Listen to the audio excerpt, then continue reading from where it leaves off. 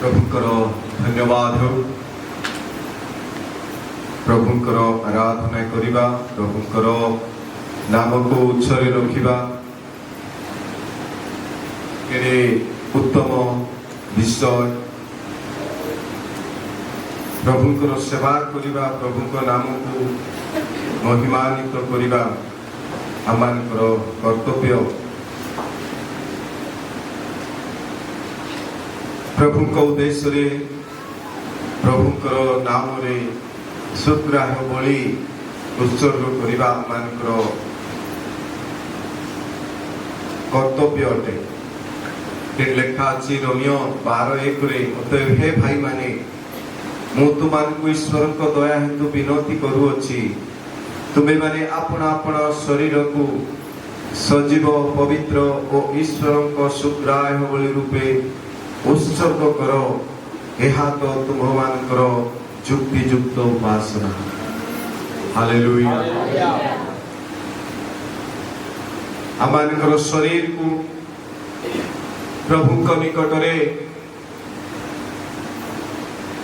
सुग्राह्य बलि रूपे उत्सर्ग करिबा ताही जुक्तियुक्त उपासना अटे। प्रभुंकर ग्राह्य हेबा निमंते सजीव पवित्र आउ सुग्राह्य भाव रे अपना अपना शरीर को उत्सर्ग करिबा यह ही उपासना।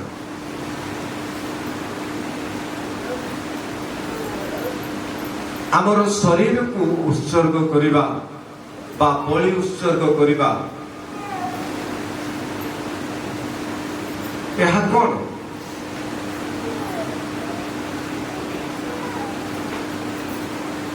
प्रभुंकर जुक्तियुक्त उपासना ताहा अटे जे आमानकर शरीर को सजीव पवित्र आउ सुग्राह्य बलि रूपे उत्सर्ग करिबा यह ही जुक्तियुक्त उपासना।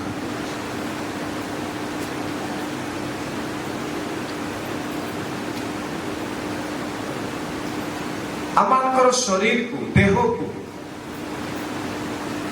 आम जो हाथ गोड़ मुंड कान आखि नाक ये जो धारण कर शरीर, এই देह को प्रभुंक उद्देश्य रे सजीव, सजीव कहले जीवंता, जीवन जीवन पवित्र, आमर शरीर को पवित्र भाव रे निखुंत निर्दाग प्रभुंकर बलि निमंते व्यवस्था पुस्तक रे जो पशु मेढा हो कि छेली हो जो पशु अना जाउथिला तांकर व्यवस्था रे, व्यवस्था जुग रे पुरातन नियम रे सेतले जे कोनसी पशु प्रभु को निमंते बलि करबा को अना जाए से निर्दाग हेबा दरकार, निखुन हेबा दरकार, खून नथिबा दरकार। तार अर्थ तार आखि फुटी जाई नथिबो, गोड़ छोटा ही नथिबो, खर्दा ही नथिबो, रोम जाको पोड़ी नथिबो बा झड़ी नथिबो, एकदम स्वास्थ्य, दुई आखि ठीक थिबो, चारि गोड़ ठीक थिबो, देह भल थिबो, हृष्टपुष्ट थिबो, गोड़ भल थिबो,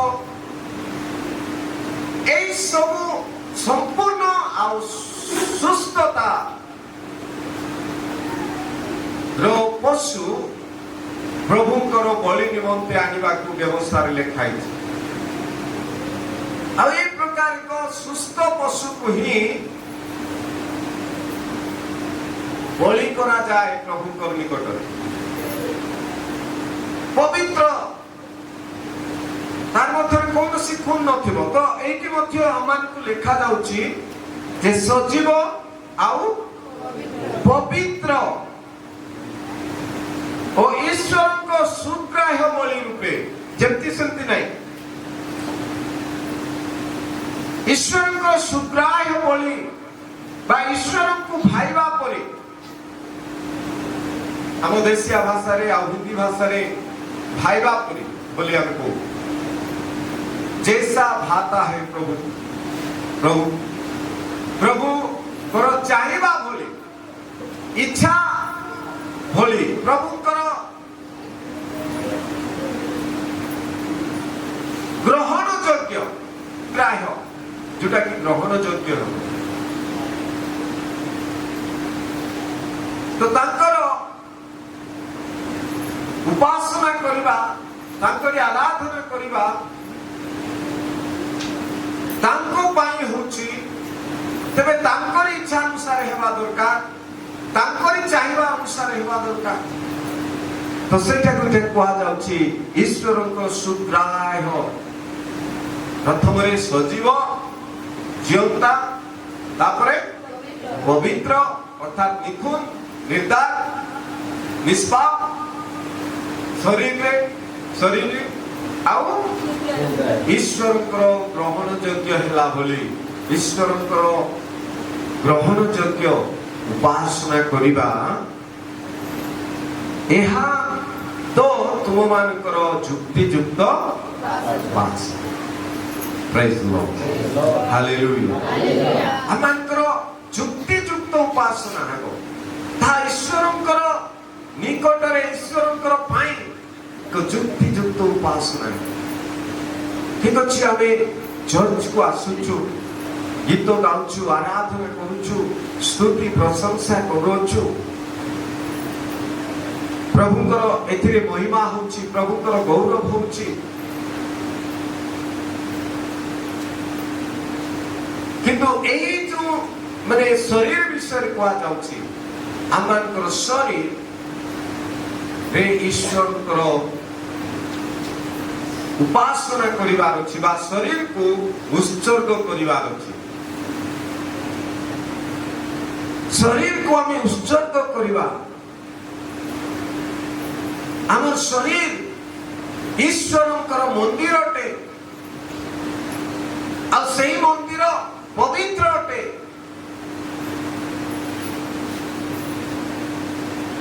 ଏଣୁ ଆମ ଶରୀରର ମହତ୍ଵ ରହିଛି, ଆମ ଶରୀର ଈଶ୍ୱରଙ୍କୁ ଆବଶ୍ୟକ ରହିଛି।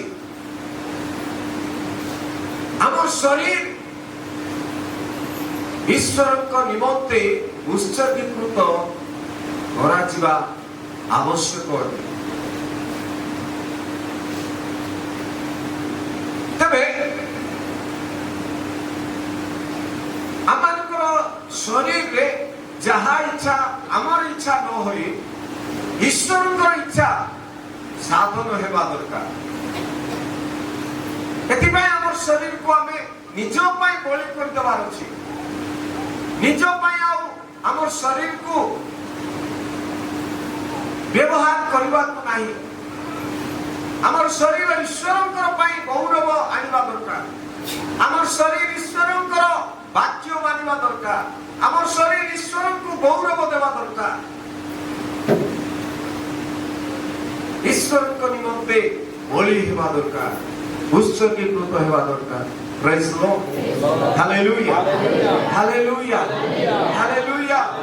ସେଥିପାଇଁ ଆମ ଶରୀରରେ ଈଶ୍ୱରଙ୍କର ଆରାଧନା ପାଇଁ ଯେଉଁ ସବୁ କଷ୍ଟ ଆସିବ ତାକୁ ଆମେ ସ୍ୱୀକାର କରିବାର ଅଛି। ସେଇଟା ହେଉଛି ବଳିଦାନର ଏକ ଅଂଶ। ଆମର ଶରୀରକୁ କଷ୍ଟ ଦେଇ ତାକୁ ନିୟନ୍ତ୍ରଣ କରିବାର ଅଛି, ବଶରେ ରଖିବାର ଅଛି। ବାଇବେଲରେ ଲେଖା ହେଇଛି, ପ୍ରଥମ କରନ୍ଥୀୟ 9 ଅଧ୍ୟାୟ ତାର 37 ପଦରେ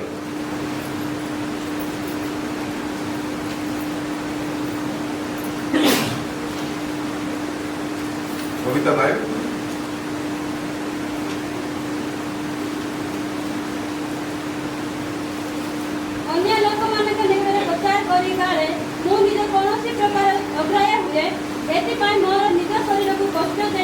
କୋଶର ଦାସ କରି ରଖୁଅଛି। ହାଲେଲୁୟା।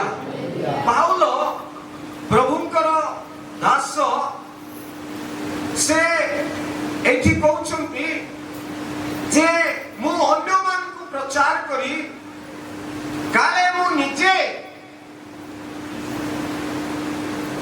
ଅବାଧ୍ୟ ନ ହୁଏ, ବାକ୍ୟର ବାହାରେ ନ ଯାଏ, ମୋର ଶରୀରକୁ ଈଶ୍ୱରଙ୍କର ଗୌରବ ନିମନ୍ତେ ଯଦି ବ୍ୟବହାର ନ କରେ ତାହେଲେ ତାହା ବ୍ୟର୍ଥ ହେବ।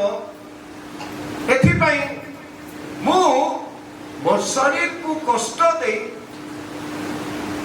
ବଶରେ ରଖୁଅଛି। ହାଲେଲୁୟା। ଶରୀରକୁ କଷ୍ଟ ଦେଇ ମୁଁ ତାକୁ ବଶରେ ରଖୁଅଛି।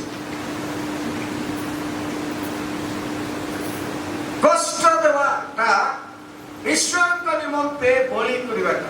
ତାର ଅର୍ଥ ନୁହେଁ ଯେ ତୁମେ ଶରୀରକୁ କାଟ ହାଣ କି ଶରୀରକୁ କଣ ଯତ୍ନ ନିଅ ନାହିଁ, ଶରୀରକୁ ଭଲ ଖାଇବାଟା ସୁଷମ ଖାଦ୍ୟ ଖୁଆଅ ନାହିଁ, ଶରୀରକୁ ତୁମେ ଭଲ ବସ୍ତ୍ର ପରିଧାନ କରାଅ ନାହିଁ, ଗାଧାଅ ନାହିଁ, ପିଧାଅ ନାହିଁ, କି ଶରୀରକୁ କିଛି ଯତ୍ନ କର ନାହିଁ, ସେଇଟା ନୁହେଁ। କିନ୍ତୁ ଆମର ଶରୀରର କାର୍ଯ୍ୟ ଆମକୁ ଅନେକ ସମୟରେ ପ୍ରଭୁଙ୍କ ଠାରୁ ଦୂର କରେ, ଈଶ୍ୱରଙ୍କୁ ଦୁଃଖ ଜନ୍ମାଏ, ଈଶ୍ୱରଙ୍କର ବିରୁଦ୍ଧରେ ଯାଏ। ସେଇ ସବୁକୁ ଆମେ କାଟିବାର ଅଛି, ସେଇ ସବୁ ବିଷୟରେ ଆମେ କଷ୍ଟ ଦେବାର ଅଛି। ସେ ସବୁ ଚାହିଁଲେ ମଧ୍ୟ ଆମ ଶରୀରକୁ ଆମେ କଷ୍ଟ ଦେବାର ଅଛି। ସେ ଚାହୁଁଥିବ, ଇଚ୍ଛା କରୁଥିବ, ମାତ୍ର ଆମେ ତାକୁ ଯଦି ବନ୍ଦ କରିବା, ଏଇଟା ହେଇପାରିବ ନାହିଁ, ଏଇଟା ଚଳିପାରିବ ନାହିଁ, ଏଇଟା ନାହିଁ ବୋଲି ଯଦି ଆମେ କହି ଆମ ଶରୀରକୁ କଷ୍ଟ ହେଲେ ମଧ୍ୟ ତାକୁ ବଶରେ ରଖିବା, ଅଧୀନରେ ରଖିବା, ତେବେ ଆମର ଶରୀର ଈଶ୍ୱରଙ୍କ ନିମନ୍ତେ ଆମେ ବଳି କରୁଛୁ। ହାଲେଲୁୟା। ତେବେ ଈଶ୍ୱରଙ୍କର ଗୌରବ କରୁଛୁ, ଆମେ ଈଶ୍ୱରଙ୍କର ପାଇଁ ଉତ୍ସର୍ଗ କରୁଛୁ ଆମେ ଆମର ଶରୀର। ପ୍ରେଜ୍ ଦ ଲର୍ଡ। ଯେପରି ଶରୀରର କର୍ମ ଗୁଡାକ ବୋଲି ଲେଖା ଅଛି ବାଇବେଲରେ, ଗାଲାତ୍ୟ ପୁସ୍ତକରେ, ନାଇଁ କି? ଶରୀରର କାର୍ଯ୍ୟ ଗୁଡାକ ତ ସ୍ପଷ୍ଟ ରୂପେ ଜଣା, ଗାଲାତ୍ୟ 5ରେ ଲେଖା ଅଛି ନା?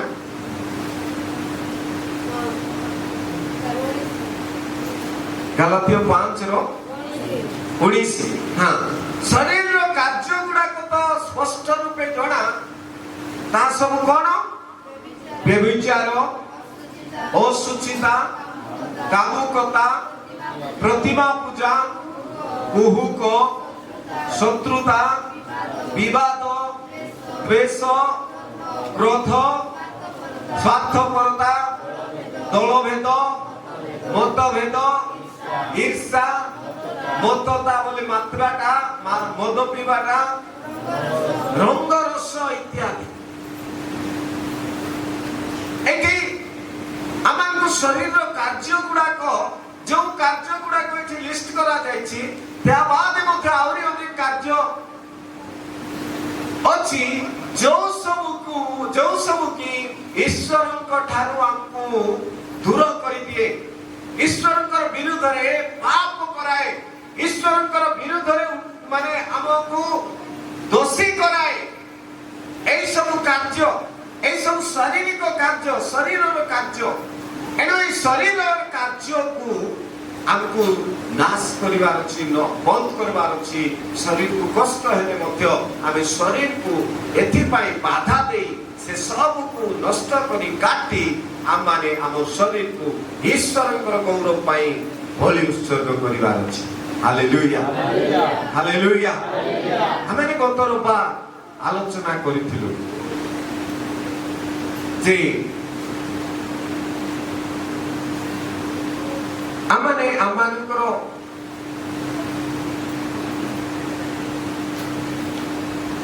ଜୀବନରେ ଯଦି ଈଶ୍ୱରଙ୍କର ପାଇଁ ଫଳ ନ ଫଳୁ, ତାହେଲେ ସେଇ ଶାଖା ଗୁଡାକକୁ ପରମେଶ୍ୱର କାଟି ପକାଇବେ।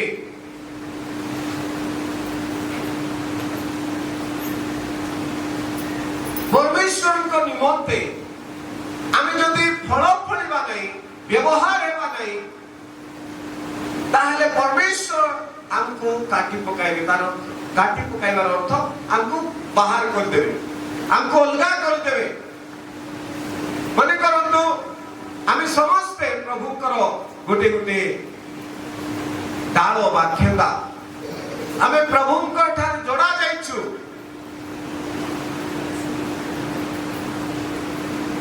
एनु आमाने प्रभु को निमंते ताकर गौरव निमंते कार्य करिबा को हेबो ताकर गौरव पाई हमको बंचिबा को हेबो आ ताको पाई फल उत्पन्न करिबा को हेबो आ जदी आमे माने फल उत्पन्न न करू ताको पाई जदी आमे न बंचू ताकर गौरवर कारण जदी न हो ताकरे निमंते हमर शरीर को सजीव पवित्र शुक्राय बलि रूप उत्सर्ग न करू आ हमर शरीर रो मनमाने आमे करू बा शरीर रो इच्छा अनुसार चालू बा शरीर रो कार्य गुडा को आमे पूरा करिबारे लागि पड़ी थाओ जोटा कि ईश्वरकर विरुद्ध रे पाप अटे ईश्वरकर विरुद्ध रे दोष अटे ईश्वरकर विरुद्ध रे अपराध अटे भूल अटे ताकू जदि आमाने एई करूथिबा जोटा आमाने पढिलु शारीरिक कर्म ताहले प्रभु हमको काटी देबे बा बाहर कर देबे ताको ठारू हमको दूर कर देबे एनु आमे ताको ठारू दूर न हेबा पाई आमे शारीरिक कार्य गुडा को जहा अछि जहा मंद अटे जहा खराब अटे जहा परमेश्वर को ठारू अलगा हमको कर दिए सेई शारीरिक कार्य गुडा को आमे काटी देवार अछि सेई शारीरिक कर्म गुडा को आमे बाहर कर देवार अछि तेबे आमे प्रभु को ठारे जोड़ी ही करी रही परिबा प्रेज द लॉर्ड हालेलुया तेनु सेथि बिंदु शरीर कार्य गुडा को शरीर कार्य गुडा को अनेक समय हमर जीवन को प्रभु को ठारू अलगा कर दिए प्रभु को दुख पहुंचाए प्रभु कर विरोधाचरण करे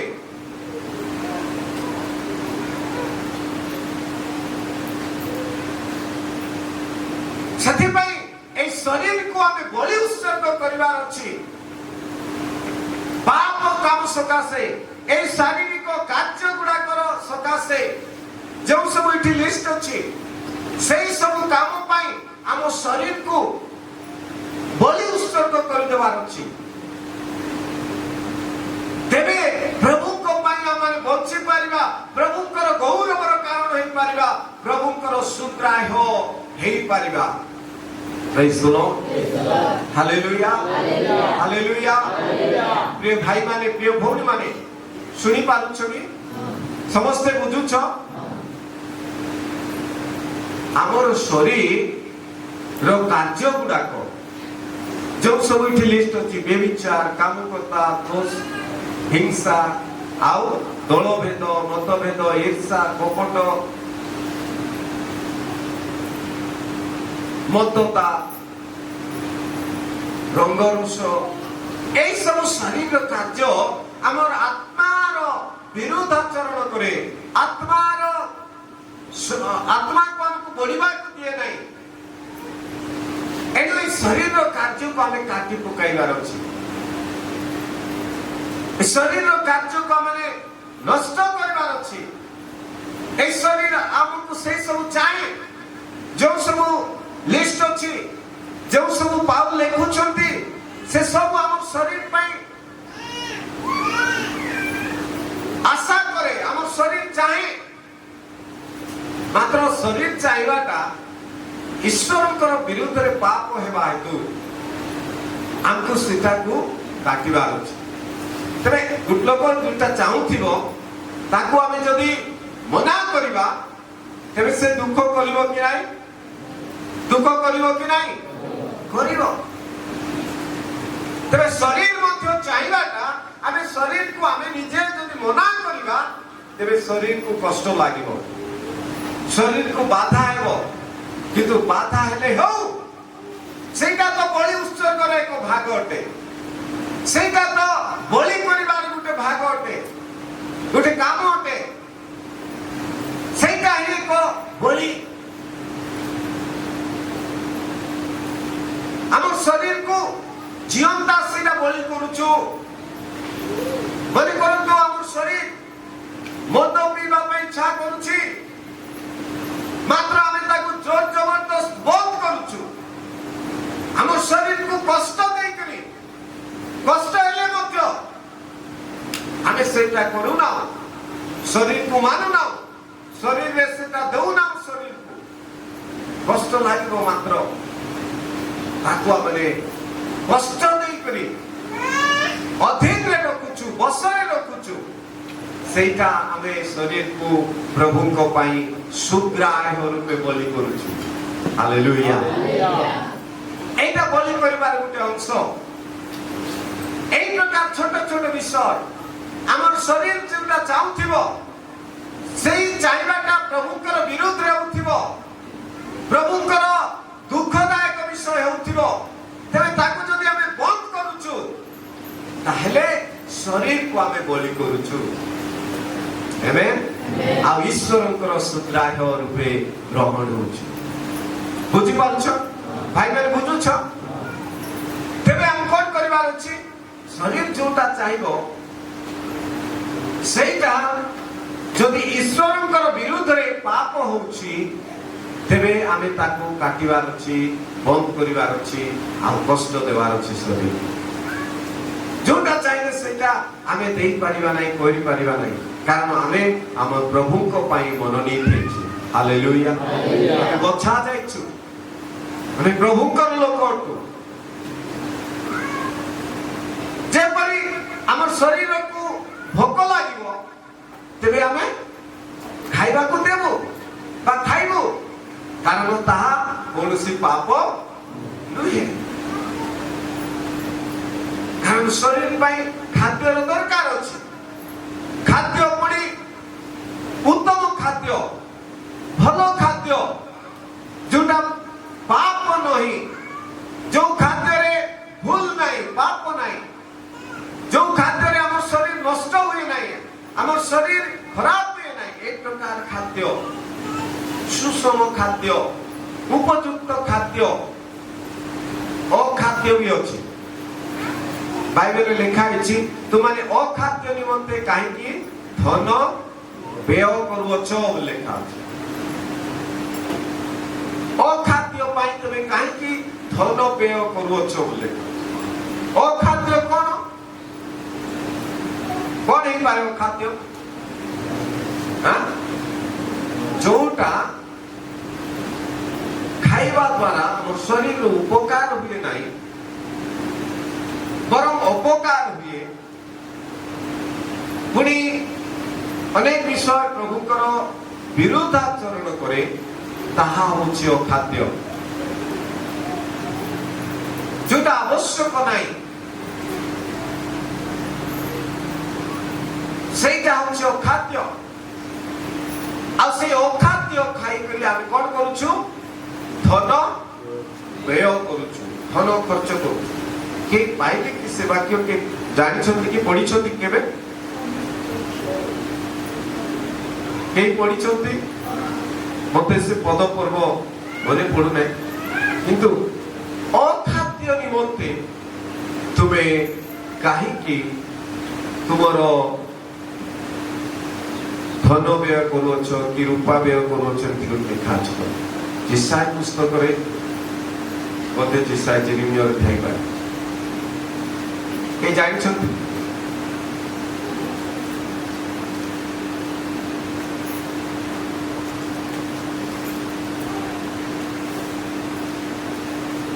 ओके परे खोजंतु एटा तमर पाई होमवर्क 55 हां विषय 55 हां 55 2 अच्छा जिसा 55 2 पढंतु ए जणे अखाद्य द्रव्य निमंते तुमे माने काहे की रूपा व्यय करू हां अखाद्य द्रव्य निमंते तुमे काहे की रूपा व्यय करूछ गले पढ जहाँ तृप्तिकर नुहे दोही पाई काहे की तुमे माने परिश्रम करूछ जहाँ तृप्तिकर नुहे काहे की तुमे माने सेति पाई परिश्रम करूछ अखाद्य तबे अखाद्य बोले कौन जोटा खाद्य नुहे खाइबाटा नुहे ताको काहे तुमाने खाओ जड़े भद्र व्यक्ति थिले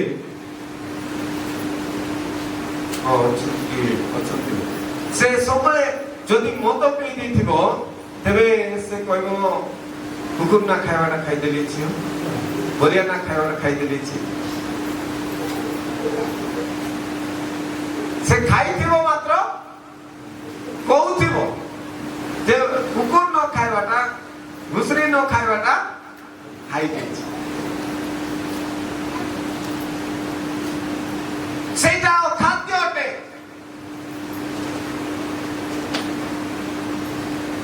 से अखाद्य पाई लोक माने अनेक टंका खर्च करंती कार अनेक धन बुड़ाई दियंती के अनेक जमी बाड़ी बुड़ाई दियंती अखाद्य पाई जोटा खाद्य रुए जोटा शरीर आवश्यक नहीं जो खाद्य खाइले आम शरीर क्षति हुए बरं उपकार हुए नहीं आम क्षति हुए धन नष्ट हुए आम कौन उपकार हुए नहीं लोक लज्जा हुए कौन उपकार हुए नहीं सब अपकार हुए खराब हुए लोक लज्जा हिंसा कई मद पी दांडे बाटे गड़ी था धन खर्च करती वाक्य लेखा अच्छी मद्यपी लोक चिराको ना पीते मद्य पान करवाटा चिराको ना पीता चिराको ना बोले ता घंटा मिलव ना किनी पारिबो नहीं से घंटा पिंदी पारिबो नहीं चिल्लाटा फाटलाटा पिंदो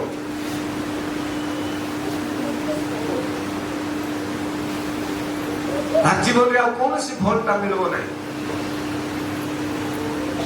तो एपरी अखाद्य पाई आमे आमर शरीर को नष्ट करबा संगे संगे पैसा धन को नष्ट करूछु लोकंकर हिनस्ता होछु लज्जा दायक होछु कौन सी मदुआ को सम्मान मिले नहीं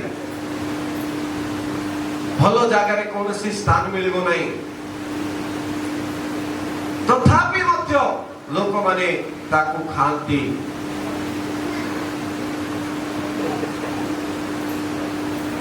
से अखाद्य अटे धुआं पान करवा सिगरेट बीड़ी मद किबा धुनिया खैनी खाइबा एक खाद्य सब कौन खाद्य अटे कि खाद्य अटे कहीं कहबे नहीं दे खाद्य बोली अखाद्य अटे तथापि आमे खाउछु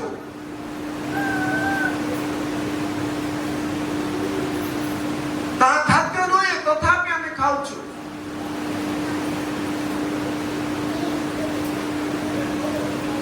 तेणु यही सब अखाद्य द्वारा आम शरीर नष्ट होगा संगे संगे धन नष्ट हुए आ ईश्वर अगौरव हुए आम शरीर से मागे बेले किंतु हमको आम शरीर को ईश्वर अगौरव कलु ताहा ख्रिस्टियन माने करबा उचित कि विश्वास माने करबा दरकार कि नहीं तेणु पाउल भी कहउछि एपरि अनेक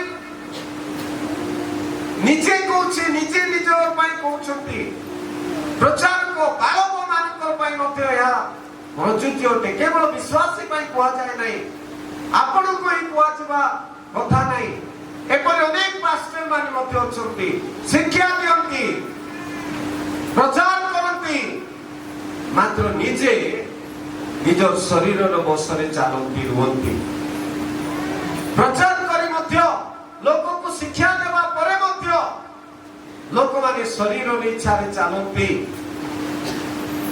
एपरि अनेक आमे माने मध्य अछु आमे बोली कहि पारिबा बा पास्टर प्रचारक मानकर भितर अछु शिक्षा बढ़िया दियंती बहुत सुंदर प्रचार करि थाउ मात्र निजे जदि शरीर बसरे थाई अछु बा शरीर कर्म गुड़ाक को पूरा करूछु तेबे आमे माने दुर्भाग्य आमे ईश्वर को दुख दउछु आ कष्ट दउछु आ ତାଙ୍କୁ ଆମେ କ୍ରୁଶରେ ଚଢାଉଛୁ। କିନ୍ତୁ ପାଉଲ କହୁଛନ୍ତି ଯେ ମୁଁ ଯେପରି ଅନ୍ୟକୁ ଶିକ୍ଷା ଦେଇ ନିଜେ ଶରୀରର ବଶରେ ନ ପଡେ, ଏଥିପାଇଁ ମୁଁ ଶରୀରକୁ କଷ୍ଟ ଦେଇ ବଶରେ ରଖୁଅଛି। ପ୍ରେଜ୍ ଦ ଲର୍ଡ, ହାଲେଲୁୟା, ହାଲେଲୁୟା। ଆମମାନେ ମଧ୍ୟ ଆମ ଶରୀରକୁ କଷ୍ଟ ଦେଇ ବଶରେ ରଖିବାର ଅଛି। କଷ୍ଟ କୋଉଥିପାଇଁ ନା ପାପ କାମ କରିବା ପାଇଁ, ନାଇଁ କହିକରି କଷ୍ଟ ଦେବା, ଭୁଲ କରିବା ପାଇଁ, ଖରାପ ଜିନିଷ ଖାଇବା ପାଇଁ, ମନ୍ଦ କର୍ମ କରିବା ପାଇଁ ଆମେ କଷ୍ଟ ଦେବା ଶରୀରକୁ ଆଉ ବଶ ରଖିବା ବୋଲେ ଅଧୀନରେ ରଖିବା, ତାକୁ ଫ୍ରି ଛାଡ଼ିବାକୁ ହେବ ନାହିଁ। କାରଣ ଈଶ୍ୱରଙ୍କର ଶରୀର, ଆମ ଶରୀର ଈଶ୍ୱରଙ୍କର ମନ୍ଦିର, ଆଉ ଈଶ୍ୱର ଆମକୁ ମନ୍ଦିର କରିଛନ୍ତି। ତେଣୁ ଆମ ଶରୀରକୁ ଆମେ ଯତ୍ନ ନେବା ଦରକାର, ପବିତ୍ର ହେଇକରି ରହିବା ପାଇଁ, ଈଶ୍ୱରଙ୍କର ମନ୍ଦିର ହେଇକରି ରହିବା ପାଇଁ, ନା କି ଶୈତାନର ଆଡାସ୍ଥଳୀ। ଯୀଶୁ ସେଦିନ ମନ୍ଦିରରେ ଯେତେବେଳେ ପ୍ରବେଶ କଲେ ଆଉ ଦେଖିଲେ ଯେ ସେଠି ବ୍ୟବସାୟ ଚାଲିଛି, ଆଉ ଯୀଶୁ ସେ ସବୁକୁ ବାହାର କରିଦେଲେ, ବ୍ୟବସାୟୀ ମାନଙ୍କୁ ବାହାର କରିଦେଲେ, ଆଉ କହିଲେ ତୁମେ ମାନେ এই ଗୃହ ଈଶ୍ୱରଙ୍କର ଗୃହକୁ, ପ୍ରାର୍ଥନାର ଗୃହ ବୋଲି ଖ୍ୟାତ ହେବା ଗୃହକୁ ତୁମେ ମାନେ ଦସ୍ୟୁ ମାନଙ୍କର ଗହର କରିଅଛ, ଚୋର ମାନଙ୍କର ଆଡାସ୍ଥଳୀ କରିଅଛ ବୋଲି ସେଦିନ ସେ ସବୁକୁ ବାହାର କରିଦେଲେ। ଆଉ ସେଠି ପ୍ରାର୍ଥନାର ଗୃହ ବୋଲି ସେ ଆଉ ଥରେ ସ୍ଥାପନ କଲେ।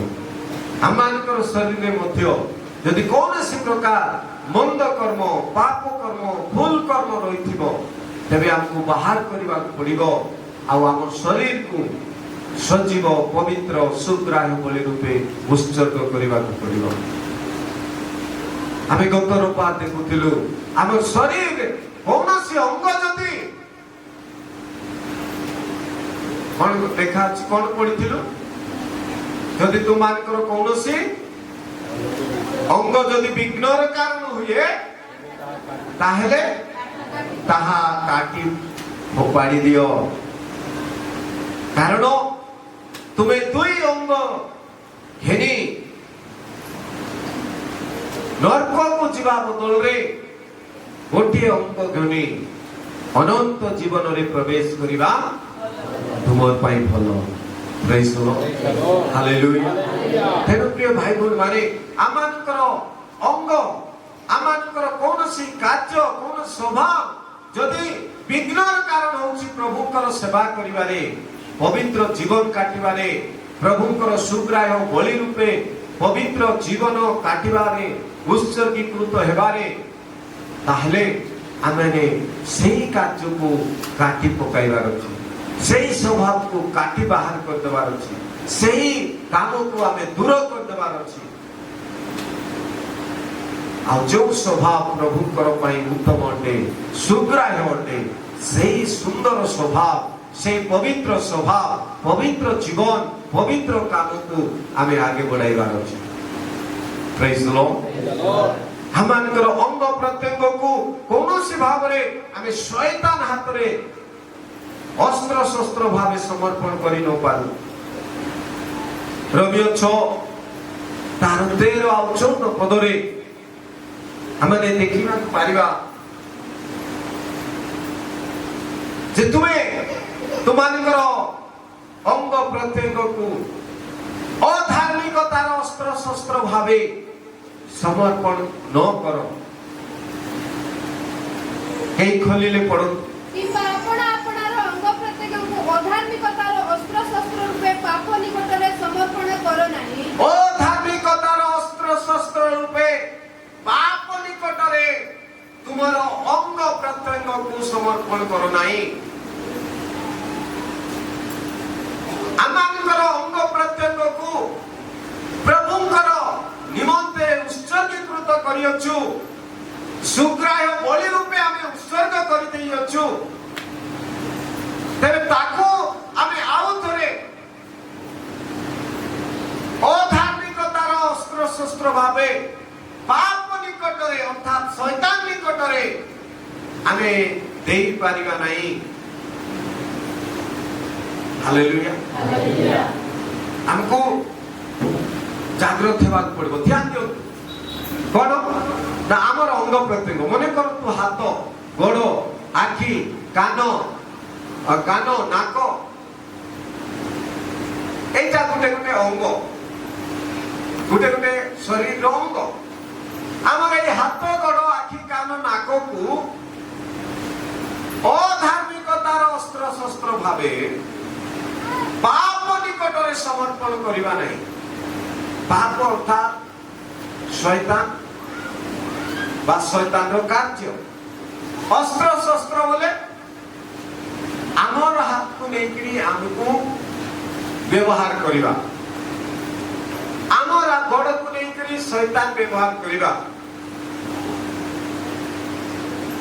आमर आखि को लेकरी शैतान व्यवहार करिबा। कौन सेटा जोटा ईश्वरंकर विरोधाचरण अटे ताकू जदि आमर आखि रे देखिबा आमर हाथ रे करिबा कि आमे आमर जीवन को आमर शरीर को जदि आमे समर्पण करिबा कराइबा से काम आम द्वारा जदि होउछि तेबे आमर अंग प्रत्यंग को नहीं के व्यवहार करुछि शैतान व्यवहार करुछि। जति गुट लोकर गाड़ी चोरी नहीं करी चोर माने गंजी व्यापार करबे किबा गुट लोक को आमे गाड़ी देलु से गाड़ी नहीं करी से गंजी में आनु थिला आ धरा पड़ला तबे कोन हेबो हां कौन है वो के फसिबो जे गाड़ी जार गाड़ी से फसिबो ताकू कैसे हो ताकू जेल हेबो ताकू जरिमाना हबो।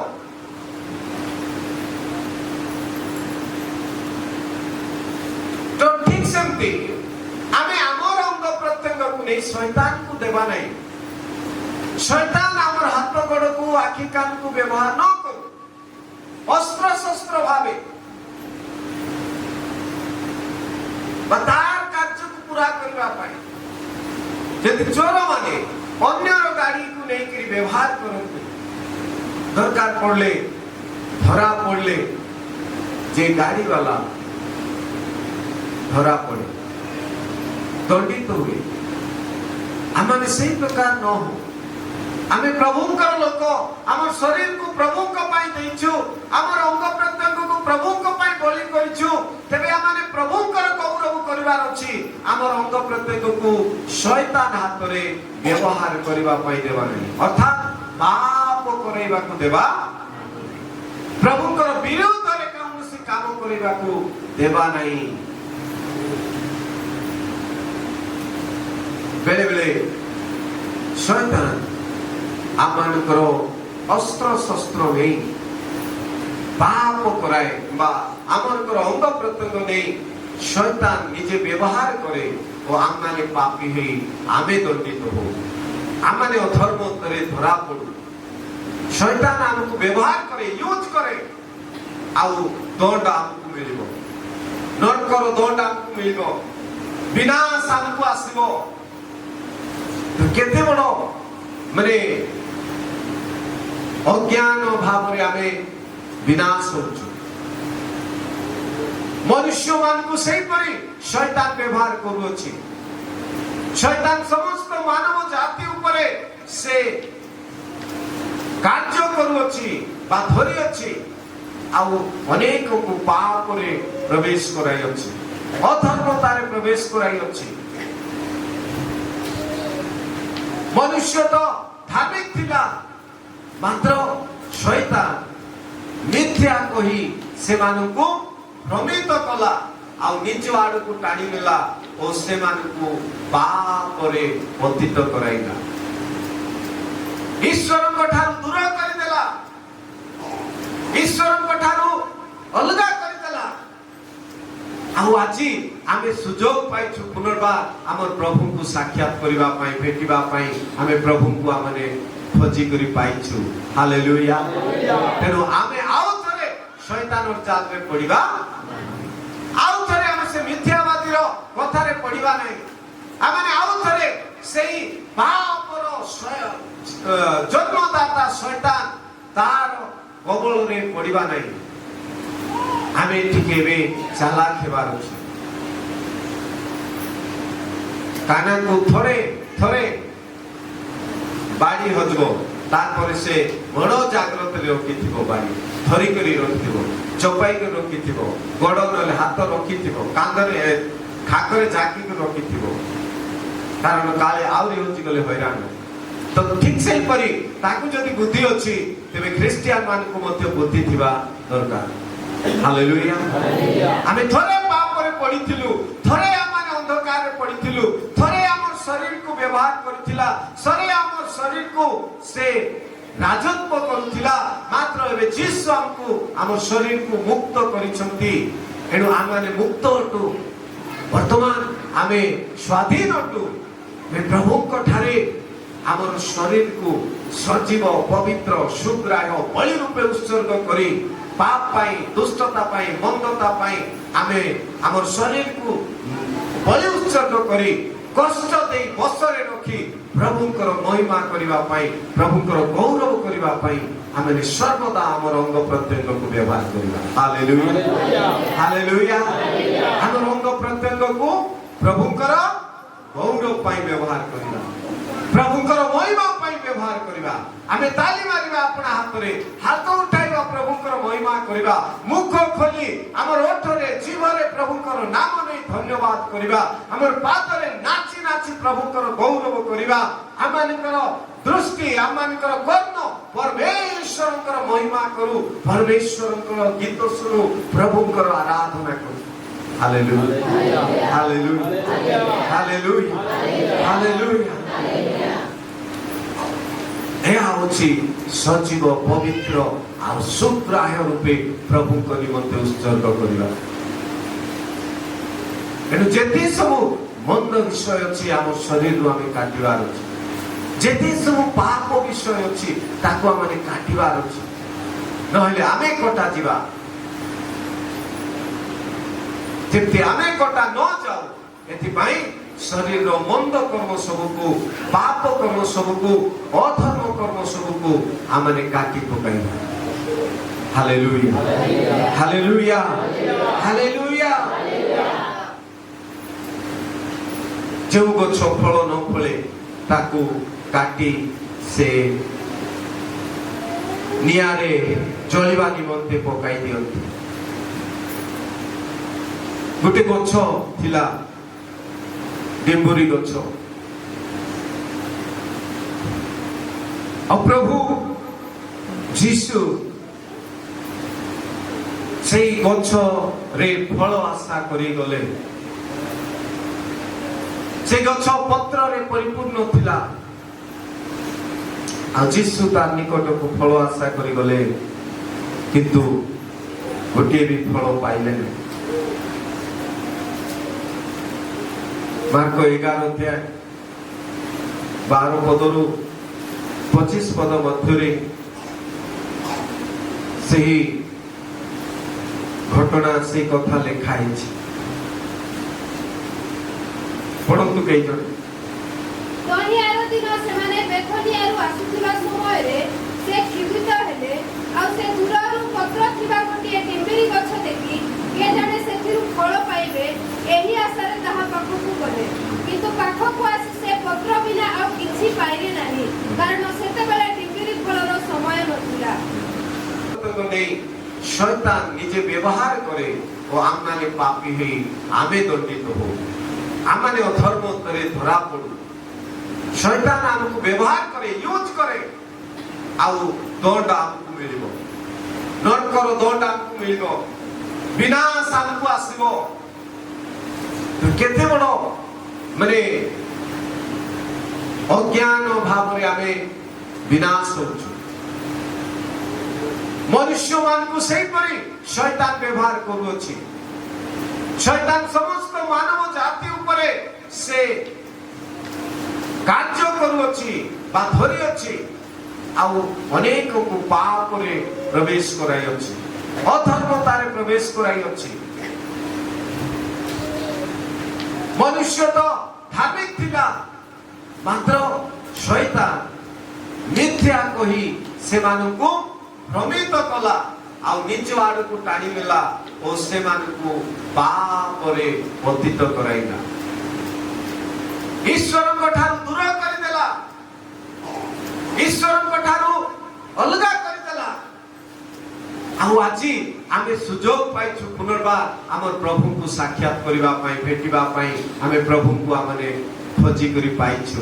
ହାଲେଲୁୟା।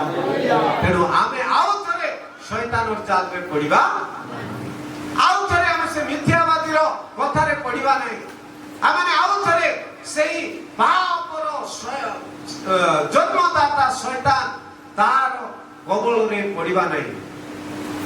ଆମେ ଟିକେ ଏବେ ଚାଲାକ ହେବାର ଅଛି। କାନାକୁ ଥରେ ଥରେ ବାଡ଼ି ହଜବ, ତାପରେ ସେ ବଡ଼ ଜାଗ୍ରତରେ ରଖିଥିବ, ବାଡ଼ି ଧରିକରି ରଖିଥିବ, ଚପାଇକି ରଖିଥିବ, ଗୋଡ଼ ନହେଲେ ହାତ ରଖିଥିବ, କାନ୍ଧରେ ଖାକରେ ଜାକିକି ରଖିଥିବ, କାରଣ କାଳେ ଆହୁରି ହଉଛି ଗଲେ ହଇରାଣ। ତ ଠିକ ସେହିପରି ତାକୁ ଯଦି ବୁଦ୍ଧି ଅଛି ତେବେ ଖ୍ରୀଷ୍ଟିଆନ ମାନଙ୍କୁ ମଧ୍ୟ ବୁଦ୍ଧି ଥିବା ଦରକାର। ହାଲେଲୁୟା। ଆମେ ଥରେ ପାପରେ ପଡ଼ିଥିଲୁ, ଥରେ ଆମେ ଅନ୍ଧକାରରେ ପଡ଼ିଥିଲୁ, ଥରେ ଆମର ଶରୀରକୁ ବ୍ୟବହାର କରିଥିଲା, ଥରେ ଆମର ଶରୀରକୁ ସେ ରାଜତ୍ୱ କରୁଥିଲା, ମାତ୍ର ଏବେ ଯୀଶୁ ଆମକୁ ଆମ ଶରୀରକୁ ମୁକ୍ତ କରିଛନ୍ତି। ଏଣୁ ଆମେ ମୁକ୍ତ ଅଟୁ, ବର୍ତ୍ତମାନ ଆମେ ସ୍ୱାଧୀନ ଅଟୁ। ପ୍ରଭୁଙ୍କ ଠାରେ ଆମର ଶରୀରକୁ ସଜୀବ, ପବିତ୍ର, ସୁଗ୍ରାହ୍ୟ ବଳି ରୂପେ ଉତ୍ସର୍ଗ କରି ପାପ ପାଇଁ, ଦୁଷ୍ଟତା ପାଇଁ, ମନ୍ଦତା ପାଇଁ ଆମେ ଆମର ଶରୀରକୁ ବଳି ଉତ୍ସର୍ଗ କରି କଷ୍ଟ ଦେଇ ବସରେ ରଖି ପ୍ରଭୁଙ୍କର ମହିମା କରିବା ପାଇଁ, ପ୍ରଭୁଙ୍କର ଗୌରବ କରିବା ପାଇଁ ଆମେ ସର୍ବଦା ଆମର ଅଙ୍ଗ ପ୍ରତ୍ୟଙ୍ଗକୁ ବ୍ୟବହାର କରିବା। Hallelujah, hallelujah. ଆମର ଅଙ୍ଗ ପ୍ରତ୍ୟଙ୍ଗକୁ ପ୍ରଭୁଙ୍କର ଗୌରବ ପାଇଁ ବ୍ୟବହାର କରିବା, ପ୍ରଭୁଙ୍କର ମହିମା ପାଇଁ ବ୍ୟବହାର କରିବା। ଆମେ ତାଲି ମାରିବା ଆପଣା ହାତରେ, ହାତ ଉଠାଇବା, ପ୍ରଭୁଙ୍କର ମହିମା କରିବା, ମୁଖ ଖୋଲି ଆମର ଓଠରେ, ଜିଭରେ ପ୍ରଭୁଙ୍କର ନାମ ନେଇ ଧନ୍ୟବାଦ କରିବା, ଆମର ପାଦରେ ନାଚି ନାଚି ପ୍ରଭୁଙ୍କର ଗୌରବ କରିବା। ଆମମାନଙ୍କର ଦୃଷ୍ଟି, ଆମମାନଙ୍କର କର୍ଣ୍ଣ ପରମେଶ୍ୱରଙ୍କର ମହିମା କରୁ, ପରମେଶ୍ୱରଙ୍କର ଗୀତ ଶୁଣୁ, ପ୍ରଭୁଙ୍କର ଆରାଧନା କରୁ। Hallelujah, hallelujah, hallelujah, hallelujah. ଏହା ହେଉଛି ସଜୀବ, ପବିତ୍ର ଆଉ ସୁଗ୍ରାହ୍ୟ ରୂପେ ପ୍ରଭୁଙ୍କ ନିମନ୍ତେ ଉତ୍ସର୍ଗ କରିବା। ତେଣୁ ଯେତେ ସବୁ ମନ୍ଦ ବିଷୟ ଅଛି ଆମ ଶରୀରରୁ ଆମେ କାଟିବାର ଅଛି, ଯେତେ ସବୁ ପାପ ବିଷୟ ଅଛି ତାକୁ ଆମେ କାଟିବାର ଅଛି, ନହେଲେ ଆମେ କଟାଯିବା। ଯେମିତି ଆମେ କଟା ନ ଯାଉ, ଏଥିପାଇଁ ଶରୀରର ମନ୍ଦ କର୍ମ ସବୁକୁ, ପାପ କର୍ମ ସବୁକୁ, ଅଧର୍ମ କର୍ମ ସବୁକୁ ଆମେ କାଟି ପକାଇବା। Hallelujah, hallelujah, hallelujah. ଯେଉଁ ଗଛ ଫଳ ନ ଫଳେ ତାକୁ କାଟି ସେ ନିଆଁରେ ଜଳିବା ନିମନ୍ତେ ପକାଇ ଦିଅନ୍ତି। ଗୋଟେ ଗଛ ଥିଲା, ଡିମ୍ବୁରି ଗଛ।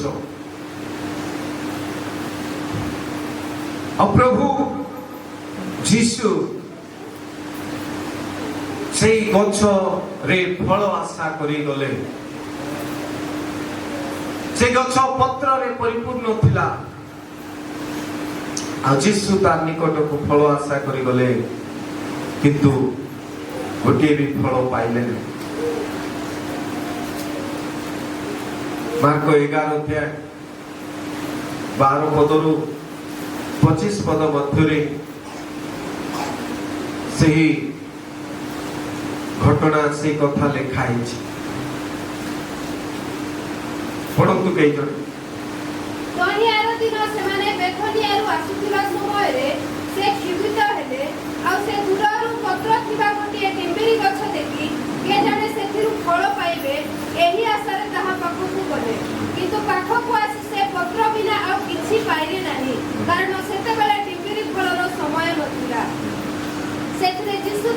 କହିଲେ ଆଉ କେବେ ହେ କେହି ତୋଠାରୁ ଫଳ ନ ଖାଉ।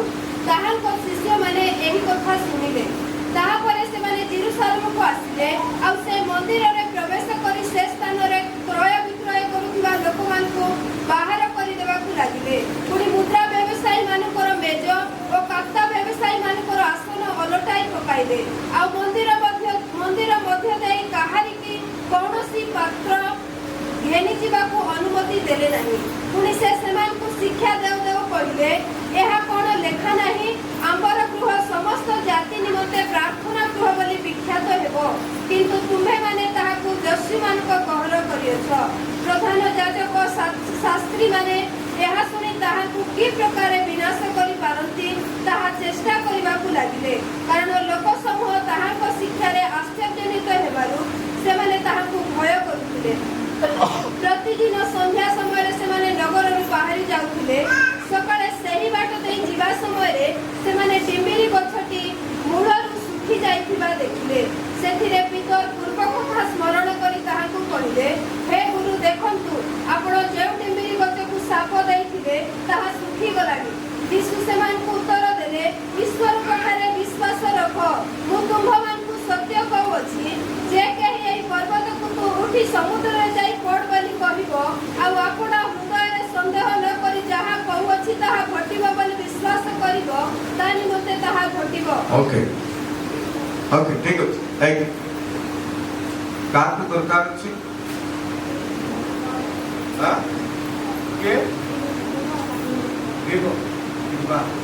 ଓକେ, ସମସ୍ତେ ଆଡେ ଦେଖ। ପ୍ରେଜ୍ ଦ ଲର୍ଡ। ଏଠି ଯୋଉ ଗୋଟେ ଡିମ୍ବୁରି ଗଛ କଥା ଦେଖୁଛୁ, କଣ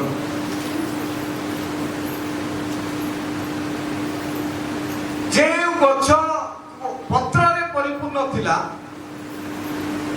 ଆଉ ଯୀଶୁ ସେଇ ଗଛକୁ ଦେଖି ତାର ପାଖକୁ ଗଲେ ଫଳ ଆଶା କରି, କିନ୍ତୁ ସେଠି ଫଳ ପାଇପାରିଲେ ନାହିଁ। ଗୋଟେ ବି ଫଳ ମିଳିଲା ନାହିଁ। ତବେ ଯୀଶୁ କହିଲେ, ତୋଠାରେ ଆଉ ଏବେ ବି କୌଣସି ଲୋକ ଫଳ ନ ଖାଉ। ତାପରେ ଯୀଶୁ ଓ ଶିଷ୍ୟମାନେ ଚାଲିଗଲେ। ମନ୍ଦିରରେ ଯେଉଁ ସବୁ ଘଟଣା ଘଟିଅଛି ସେଇଟା ଆମେ ଲେଖା ଅଛି, କହିସାରି ଅଛୁ। ତାପରେ ଯେତେବେଳେ ତାର ଆର ଦିନ ଫେରି ଆସୁଛନ୍ତି, ଫେରି ଆସିବା ସମୟରେ ଦେଖିଲେ ଯେ ସେଇ ଗଛ ଶୁଖି ଯାଇଛି।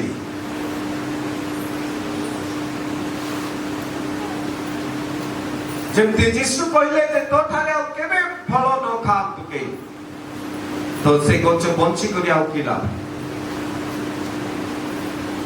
ତେଣୁ ସେ ଆପେ ଆପେ ଶୁଖିଗଲା। ଗୋଟିଏ ଦିନରେ କଟାଗଲା, ଅଭିଶପ୍ତ ହେଇଗଲା। ତେଣୁ ଆମ ଜୀବନରେ ଯଦି ପ୍ରଭୁଙ୍କର ଆଶାତୀତ ବିଷୟ ଆମେ ତାଙ୍କୁ ଉପହାର ସ୍ୱରୂପେ ଦେବା ନାହିଁ, ପ୍ରଭୁ ଆମ ଜୀବନରୁ ଆଶା କରୁଥିବା ବିଷୟ ଯଦି ଆମେ ତାଙ୍କ ପାଇଁ କରିବା ନାହିଁ, ତାହେଲେ ଆମମାନଙ୍କର ଜୀବନ ମଧ୍ୟ ସେହିପରି ଶୁଖିଯିବ।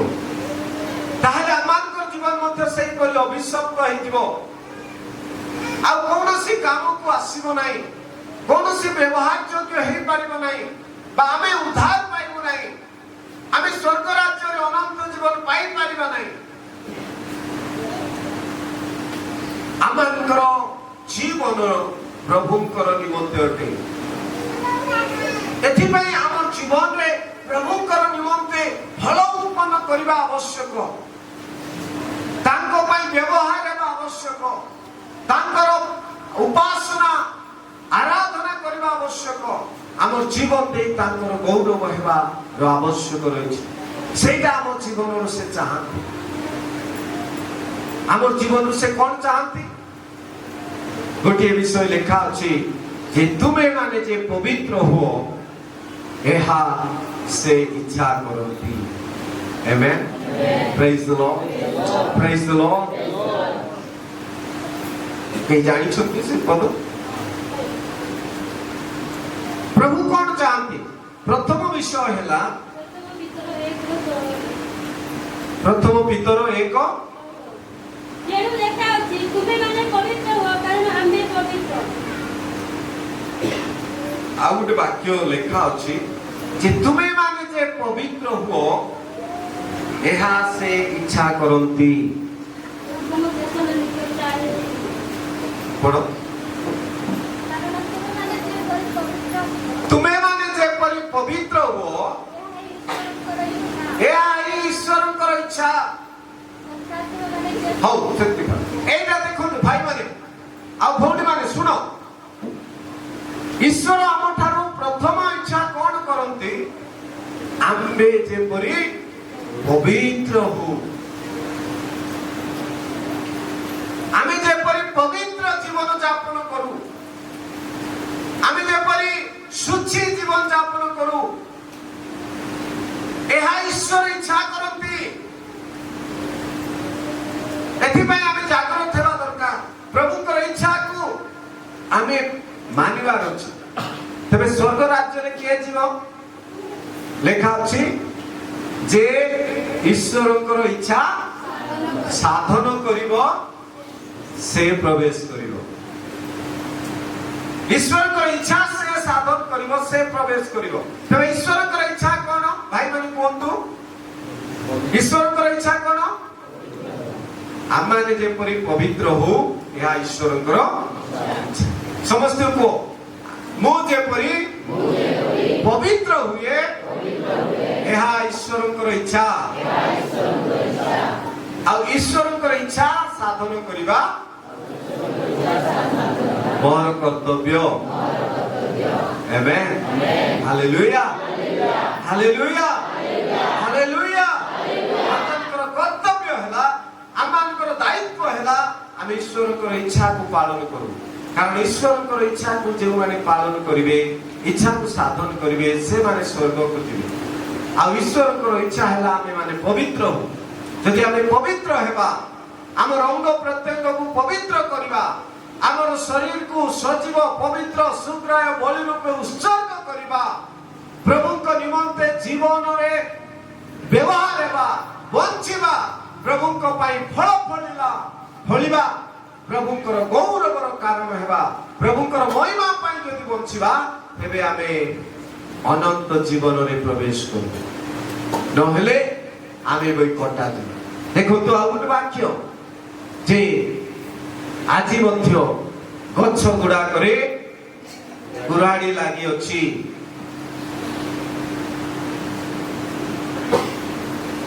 अनेक गच्छ आजि मध्य माने कटा जीवा निमंते प्रत्येक गच्छर मूल रे कुराडी लागि अछि माथ्यू 3:10 ରୁ 12 ଆଉ ଏବେ ସୁଧା ଗଛଗୁଡ଼ିକ ମୂଳରେ କୁରାଡ଼ି ଲାଗି एबे सुधा अर्थात आमे ख्रिस्टियान हेई गलु विश्वासी हेई गलु हेई गला नहीं एबे सुधा एबे भी कुराडी रेडी अछि बाजा पूजी हेकरी निस्ना से हेकरी रेडी एबे भी पास्टर मूल रे कुराडी लागि छि एबे भी प्रचारक मानकर मूल रे कुराडी लागि छि एबे भी विश्वासी मानकर मूल रे कुराडी लागि छि एबे सुधा रेडी अछि यदि कौनसी गछ फल न फले ताहले कटा जीव भाव नहीं जे मुई विश्वास ही गली मुई बाप्तिस्म नहीं गली मुई जोटा करले हेबो नहीं आमर शरीर को सजीव पवित्र शुक्राय रूपे आमे सब दिन बलि करिवार अछि आ आमर शरीर को पाप न करिवा पाई कष्ट देई बसर रखिवार अछि आ ईश्वरंकर गौरव करूथिबार अछि ईश्वरंकर इच्छा साधन करूथिबार अछि पवित्र जीवन काटुथिबार अछि नहेले एबे सुधा कुराडी लागि अछि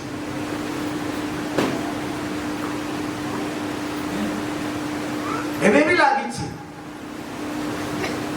ତେଣୁ ଆମେ ଯେପରି କଟା ନ ଯିବା, ଏଥିପାଇଁ ଆମ ଜୀବନରୁ ପାପ ଅଧର୍ମ ମନ୍ଦତାକୁ କାଟି ପକାଇବା। ଆମେ ଯେପରି କଟା ନ ଯିବା, ସେଥିପାଇଁ ଆମ ଜୀବନରୁ ମନ୍ଦତାକୁ କାଟି ପକାଇବା। ଶୈତାନର ପ୍ରଭାବ ପ୍ରକୃତି ଗୁଡ଼ିକୁ ଆମେ କାଟି ପକାଇବା। ଶୈତାନର ସ୍ୱଭାବ ଗୁଡ଼ିକୁ ଆମେ କାଟି ପକାଇବା। ଆମେ ଯେପରି କଟା ନ ଯିବା, ଏଥିପାଇଁ ନିଜେ ପବିତ୍ର ହେବା, ପ୍ରଭୁଙ୍କ ପାଇଁ ପବିତ୍ର ଜୀବନ ବଞ୍ଚିବା। Hallelujah, hallelujah, hallelujah. ନହେଲେ ଆମମାନେ କଟା ଯିବା। ଅନେକ ଗଛ ଯଦି ଫଳ ନ ଫଳେ, ଖାଲି ଶୋଭା ବଢ଼ାଏ, ସେଇଟା ପ୍ରଭୁ ଚାହାନ୍ତି ନାହିଁ।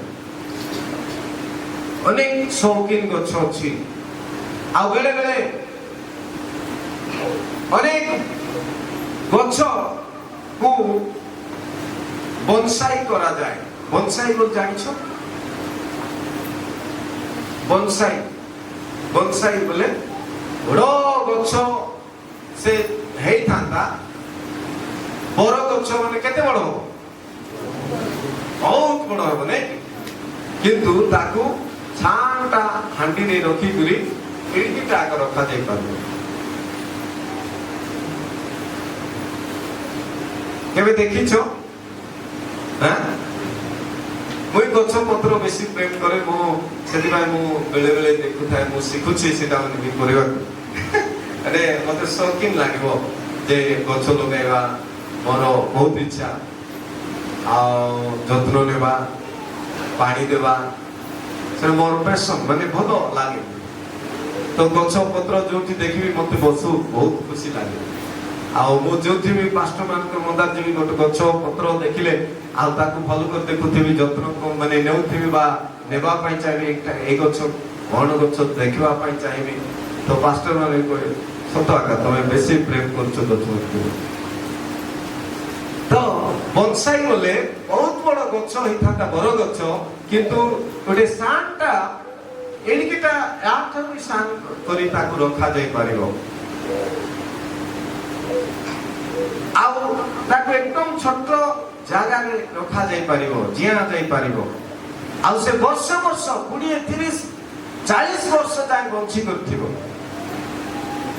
ମାତ୍ର ସେଠି ଫଳ ଫୁଲ ହେବ ନାହିଁ। ତା କଣ ପାଇଁ ବ୍ୟବହାର କରାଯିବ?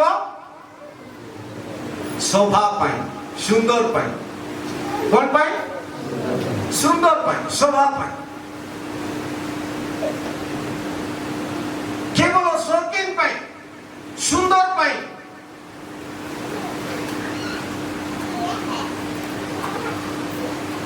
ଆଜିକାଲି ଅନେକ ବିଶ୍ୱାସୀ ମଧ୍ୟ ବନସାଇ ହେଇଯାଇଛି। ବିଶ୍ୱାସୀ ମାନେ ମଧ୍ୟ କଣ ବନସାଇ ହେଇଯାଇଛନ୍ତି। ବନସାଇ କରିଦେଇଛି ସେମାନଙ୍କୁ। ଶୋଭା ଖାଲି ବଢାଉଛନ୍ତି।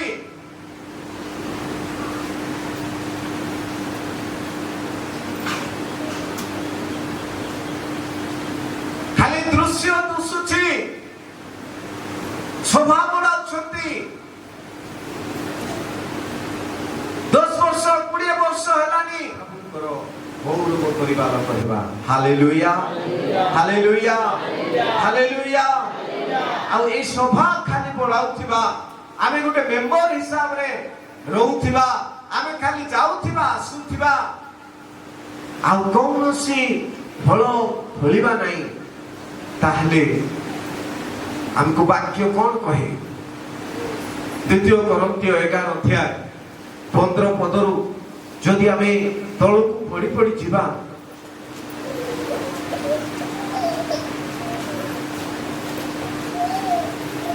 କେଇ ଜଣ ଖୋଲନ୍ତୁ ଆଉ ପଢନ୍ତୁ।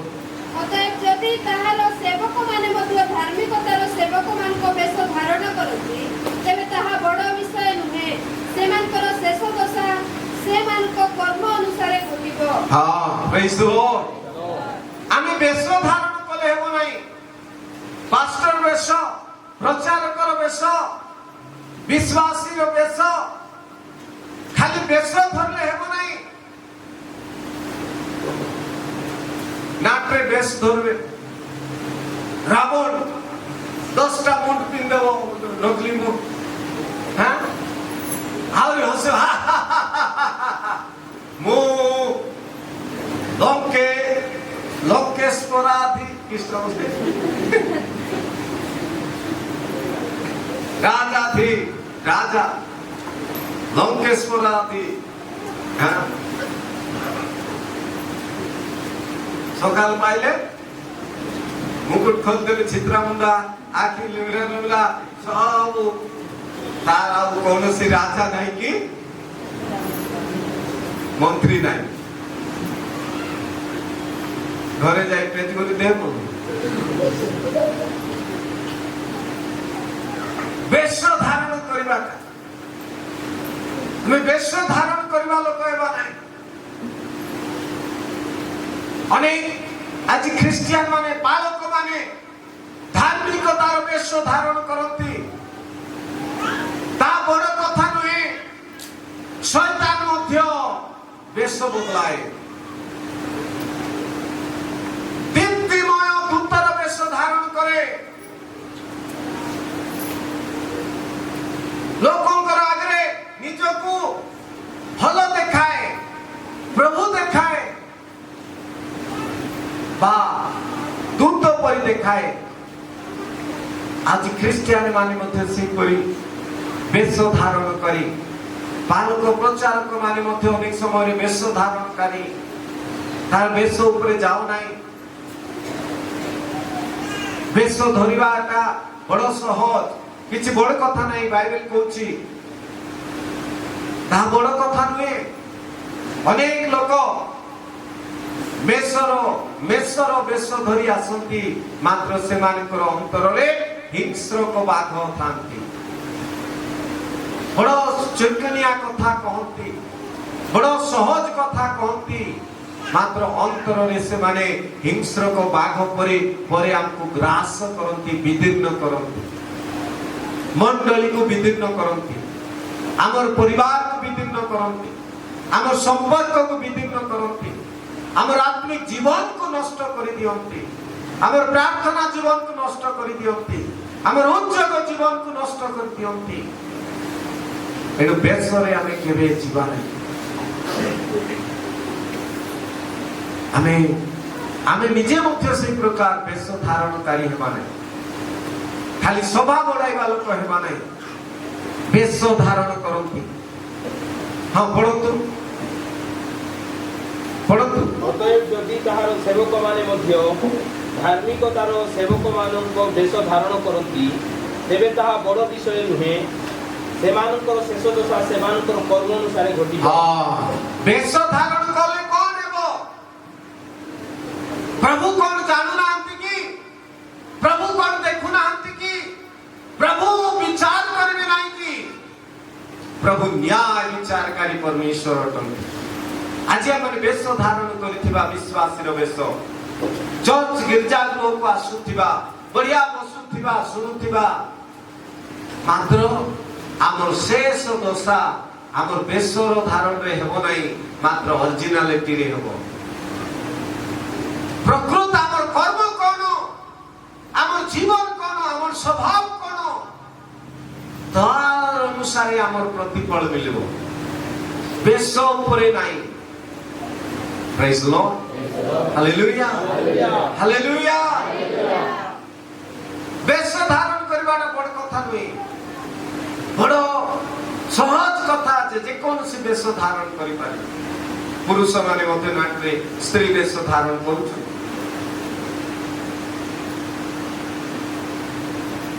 ରାଣୀର ବେଶ ଧାରଣ କରୁଛନ୍ତି,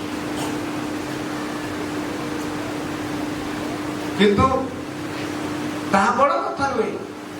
କିନ୍ତୁ ତାର ପ୍ରତିଫଳ ତାର କର୍ମ ଅନୁସାରେ ହେବ, ତାର ଜୀବନ ଅନୁସାରେ ହେବ। ପ୍ରକୃତ ତାର ଜୀବନରେ କଣ ଅଛି, ତଦ ଅନୁସାରେ ସେ ଫଳ ପାଇବାକୁ ଯାଉଛି। ତାର ତଳେ ପଡ। ମୁଁ ପୁନର୍ବାର କହୁଅଛି, କେହି ମୋତେ ନିର୍ବୋଧ ମନେ ନ କରୁ, ହୁଁ। କିନ୍ତୁ ଯଦି ତୁମେମାନେ ସେହିପରି ମନେ କର, ତେବେ ସୁଦ୍ଧା ମୋତେ ନିର୍ବୋଧ ପରି ଗ୍ରହଣ କର, ହୁଁ।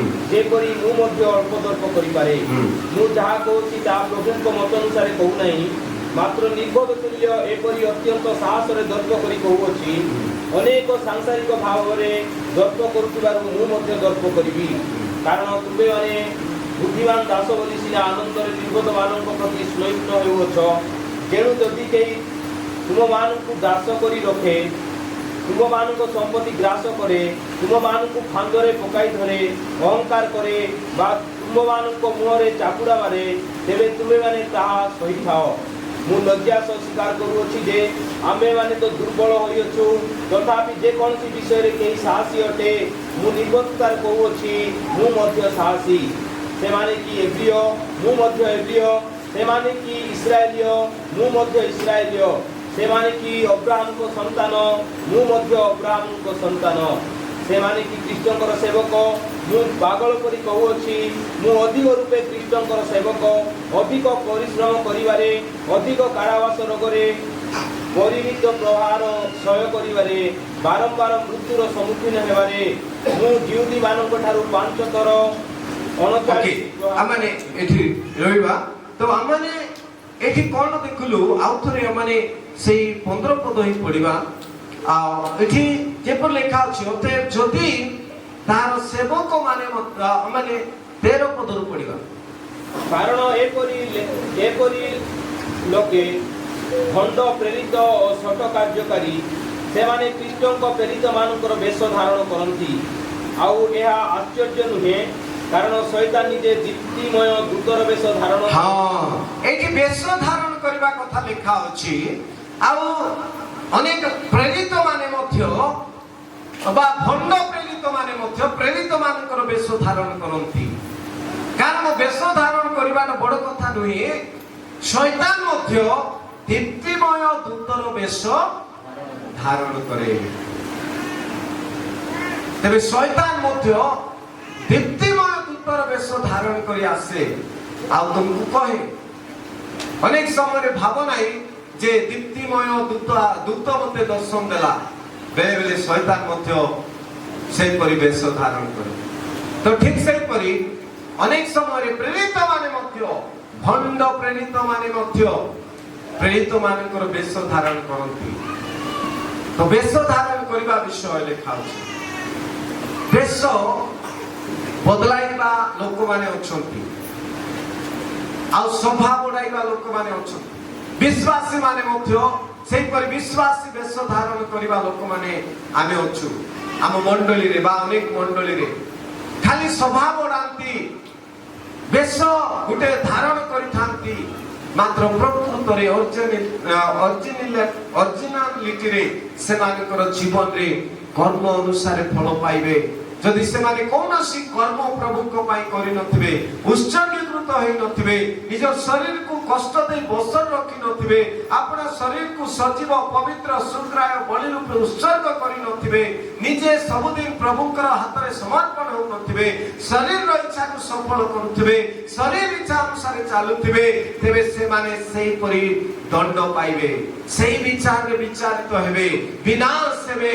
ସେମାନଙ୍କର କର୍ମ ଅନୁସାରେ ବିଚାରିତ କରାଯିବ, ସେମାନଙ୍କର କର୍ମ ଅନୁସାରେ ସେମାନେ ଫଳ ପାଇବେ। ପ୍ରିୟ ଭାଇ ଭଉଣୀ ମାନେ, ଏଥିପାଇଁ ଆମମାନେ କେହି ବି ବେଶ ଧାରଣ କରିବା ଲୋକ ହେବା ନାହିଁ, ବା ଉପରେ ଉପରେ ସୁନ୍ଦର ବିଶ୍ୱାସୀ ପ୍ରାର୍ଥନା ଯିବା ଲୋକ ହେବା ନାହିଁ, ବରଂ ପ୍ରଭୁଙ୍କ ପାଇଁ ବଞ୍ଚିବା ଲୋକ ହେବା, ପ୍ରଭୁଙ୍କ ପାଇଁ ଫଳ ଫଳିବା ଲୋକ ହେବା। ଆମ ଶରୀରର ଇଚ୍ଛାକୁ ଆମେ କାଟିବା, ଆଉ ପ୍ରଭୁଙ୍କର ଅଧୀନସ୍ଥ କରିବା, ପ୍ରଭୁଙ୍କ ନିମନ୍ତେ ବଢିବା, ପ୍ରଭୁଙ୍କ ନିମନ୍ତେ ବଞ୍ଚିବା। ତାହା ହିଁ ଆମ ପାଇଁ ଏକ ଉତ୍ତମ ଆଶୀର୍ବାଦ ଜନକ ହେଇପାରିବ। Hallelujah, hallelujah. ନଚେତ୍ ଆମମାନଙ୍କର ଶେଷ ଦଶା ଆମମାନଙ୍କର କର୍ମ ଅନୁସାରେ ହିଁ ହେବ। ମାନେ ଏଠି ବହୁତ ସୁନ୍ଦର ଦେଖାଯାଉଥିବା, ଖ୍ରୀଷ୍ଟିଆନ ବୋଲି ଗ୍ରହଣ କରାଯାଉଥିବା, ପାଷ୍ଟର ବୋଲି ଗ୍ରହଣ କରାଯାଉଥିବା, ପ୍ରଚାରକ ବୋଲି ଗ୍ରହଣ କରାଯାଉଥିବା, ଲିଡର ହିସାବରେ ଗ୍ରହଣ କରାଯାଉଥିବା, ମାତ୍ର ଆମର କର୍ମ କଣ ଅଟେ, ଆମର ଜୀବନ କଣ ଅଟେ, ଆମର ସ୍ୱଭାବ କଣ ଅଟେ, ଆମକୁ ତଦ ଅନୁସାରେ ଫଳ ମିଳିବ। କାରଣ ମାଥ୍ୟୁ 7:21 ଆମେ ସବୁବେଳେ ପଢୁଥାଉ ଯେ ପ୍ରଭୁ ପ୍ରଭୁ ବୋଲି କହିବା ଏପରି ପ୍ରତ୍ୟେକ ଲୋକ ସ୍ୱର୍ଗ ରାଜ୍ୟକୁ ଯାଇପାରିବେ, କିନ୍ତୁ ଯେ ମୋର ପିତାଙ୍କର ଇଚ୍ଛା ସାଧନ କରେ ସେ ହିଁ ସ୍ୱର୍ଗକୁ ଯିବ। ତେଣୁ ଆମେ ବେଶ ଧାରଣ କରି ପ୍ରଭୁ ପ୍ରଭୁ ବୋଲି ଆମେ ପ୍ରଭୁଙ୍କର କର୍ମ କରିବା ନାହିଁ, ପ୍ରଭୁଙ୍କର ସେବା କରିବା ନାହିଁ, ତାହେଲେ ଆମେ ମାନେ ଆମର କର୍ମ ଅନୁସାରେ ଦଣ୍ଡ ପାଇବା, ବିନାଶ ହେବା। ଆମେ ଯଦି ପ୍ରକାଶିତ ବାକ୍ୟ 21 ଅଧ୍ୟାୟ 1 ପଦରୁ 8 ପଦ ଯାଏ ଯଦି ପଢିବା, ତାହେଲେ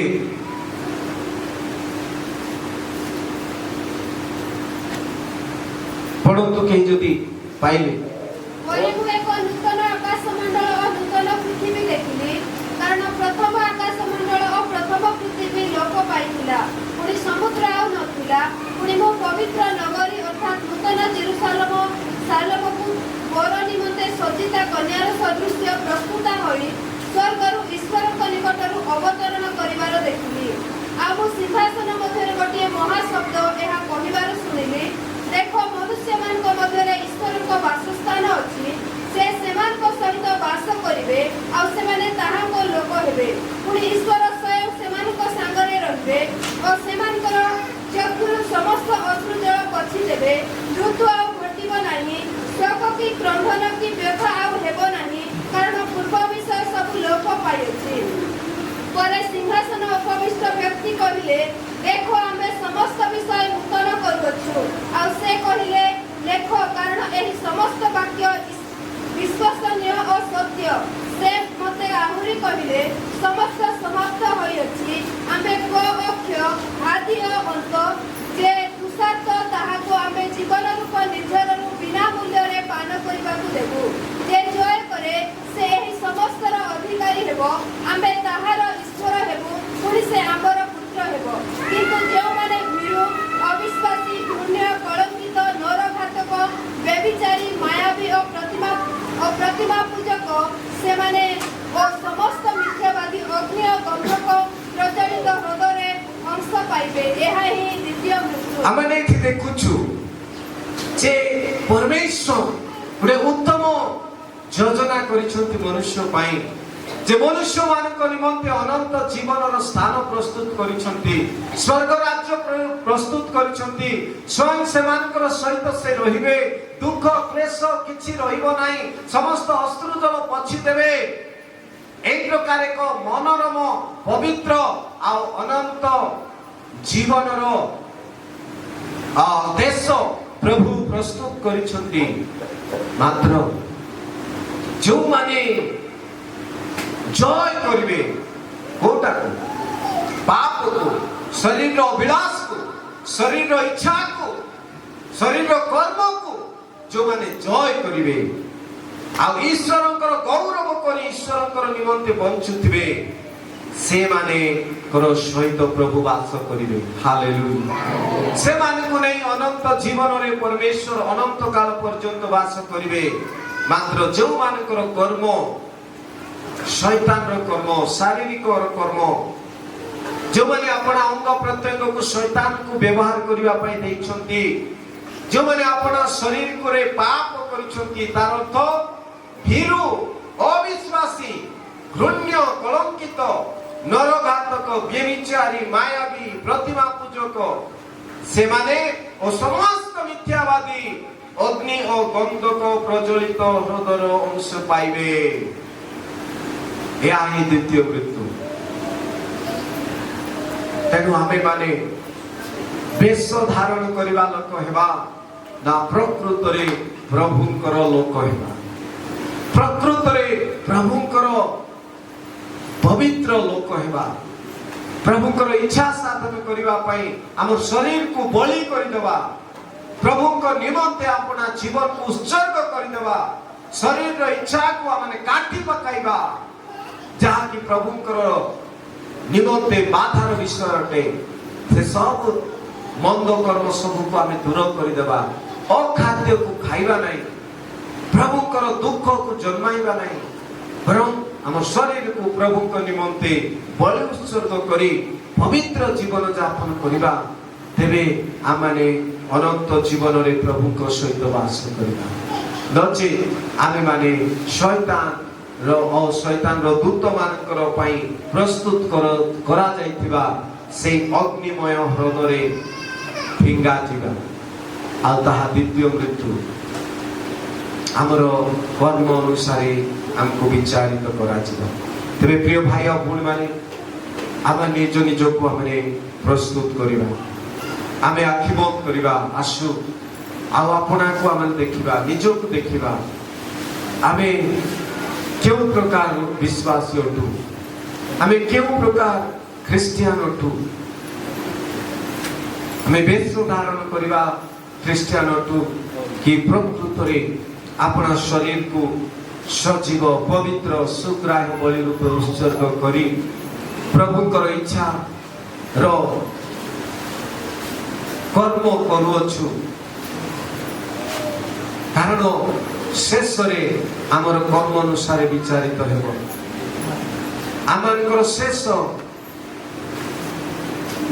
आमर कर्म अनुसार विचार हेबो आमर कर्म आमर अनुवर्ती हेबो आमर जीवन रो करिथिबा विषय सब अनुवर्ती हेबो एडु आमर जीवन रे प्रभु को पाई बंचिबा दरकार प्रभु को पाई फल फलिबा दरकार प्रभु को निमंते बंचिबा दरकार प्रभु करो इच्छा को पालन करिबा दरकार तेबे जाय आमे अनंत जीवन रे प्रवेश करिबा नहेले आमे माने सेई विचार दिन रे धरा पड़िबा कारण वाक्य लेखा अछि ईश्वर को लोक मान को ठारू विचार आरंभ हेबो विश्वासी मान को ठारू विचार आरंभ हेबो जदि विश्वासी मान को ठारू विचार आरंभ हेबो तेबे अविश्वासी माने कोठी मुह देखाई पारिबे आम ठारू विचार आरंभ हेबो एनु आम मानकर कर्म सठिक हेबा दरकार आम मानकर जीवन पवित्र हेबा दरकार आम मानकर कर्म प्रभुकर वाक्य अनुसार हेबा दरकार आम मानकर अंग प्रत्येक प्रभुकर महिमा पाई व्यवहार हेबा दरकार आम मानकर शरीर ईश्वरकर सुग्राह्य बलि रूपे उत्सर्गीकृत हेबा दरकार आमर शरीर आमर अंग प्रत्येक केवल प्रभुकर महिमा पाई व्यवहार हेबा दरकार आमे शरीर इच्छा रे चलिबा लोक हेबा नहीं बरं शरीर इच्छा को काटी कष्ट देई बसरे रखिबा लोक हेबा आमर शरीर को प्रभुकर अधीनस्थ करिबा लोक हेबा प्रभुको पाई अपना अपना जीवन को उत्सर्ग करिबा लोक हेबा आ प्रभुको निमंते फल फलिबा तांकरी काम रे आसीबा तांकरी निमंते आवश्यक पूरा करिबा से आमान को ठारे जाउथिबा विषय तांकु देबा आमे तांकर आशा पूर्ण करिबा तेबे आमे माने आशीर्वाद प्राप्त हेबा तेबे आमे बंचितिबा नचे तेबे सुधा गच्छ गुड़ा करे कुराड़ी लागि अछि जेउ गच्छ फल न फले ताकू हणा जाई नियारे पका जाय एबे सुधा एबे मध्य विश्वासी हेला परे मध्य बालक प्रचारक हेला परे मध्य आमर मूल रे कुराड़ी लागि अछि आ जदि आमे उपयुक्त फल उत्पन्न न करू तेरे आमे कोटा छी